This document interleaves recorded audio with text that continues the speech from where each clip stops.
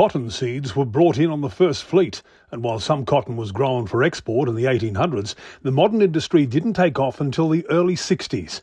In Queensland, Alan Brimblecombe was a pioneer. In New South Wales, it was Californian farmers Paul Kahl and Frank Hadley who had read about cotton trials in Narrabri. So they came over for a second look, and they were only here for like a week and a half or so before they rang their wives and said, guess what, we just bought a farm in Wee Waa.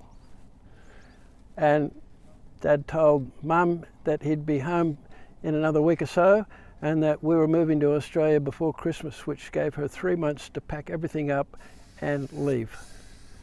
And how do you think that went down? And Mum could take it. Dad couldn't have done anything in his life if it wasn't for Mum. The locals were not always welcoming. There was a bit of scepticism amongst the community at our arrival here, and for the first couple of years at least, we were making too many changes to the lifestyle of Wee Waa because we were turning sheep grazing country into irrigation farms. In May 1962, they were asked to hold a field day. Yeah, it was right here. This is one of the first fields to produce cotton.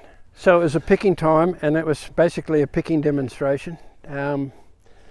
Both major brands of cotton pickers delivered a picker and were proudly showing it off, so that was pretty cool. There was just a really serious crowd of people turned up, and husbands and wives turned up, which isn't common either. 34-year-old Pat Carberry turned up and captured these images. He's still going strong at 96. What's the secret to a long life?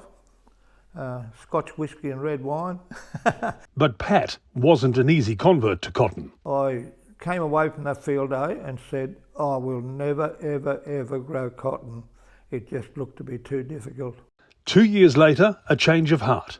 And a young fella turned up at my back door and he says, I've been growing cotton up in the Ord River, and I'll grow cotton on your place for a couple of years, you watch me, and on share farms.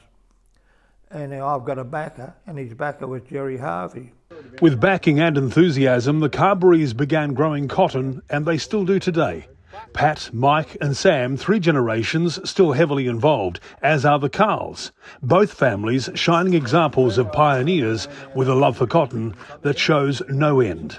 It's just so exciting, it just keeps me going. Darren Davies, Cotton Australia News.